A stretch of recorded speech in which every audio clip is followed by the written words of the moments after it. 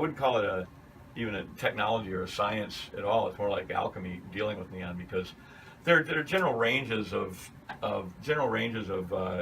electrical output and load voltage that you deal with. Like a certain transformer has a certain range that it will work in.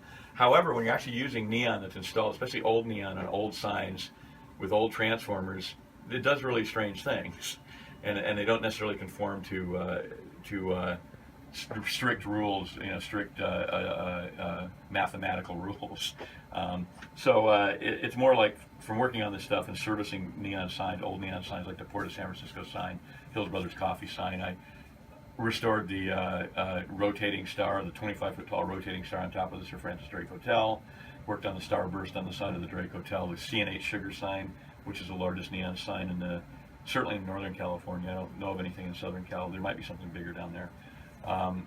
And I worked on these signs, and it's just not. It's not like low voltage lighting. It's not like fluorescent lighting. I mean, there's similarities with fluorescent lighting, but I don't know what I'm trying to say. It just seems like there's a lot of intuition that goes into servicing and working with neon that I've learned over decades of doing. But anyway, enough about the neon. This building is the Tribune building, as we were talking about earlier, was built by Joseph Nolan, and then the Maynard family ran the newspaper in the 70s and 80s. And in 1989, we had the Loma Prieta earthquake, 5:04 p.m., October 17th, Loma Prieta earthquake. And that damaged this building.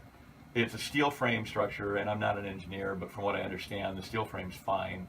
But some of the concrete, and there were some issues with the building, and it was red tagged. So the Tribune newspaper, which was still the anchor tenant in here, I think they might have been, actually I don't know this for sure. There might have been other offices in here at the time. I think there were, but they were certainly the major tenant. Still, it was their building. They moved out in '90 after it became clear that it was going to be difficult to get the building serviceable.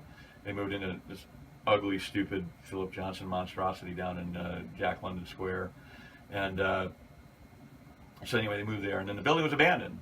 And I was the last sign guy to work on it, along with Billy Greaves, who was an old timer. He'd been a Navy guy and trained me as a neon sign serviceman when I worked for Federal Sign back in the '80s.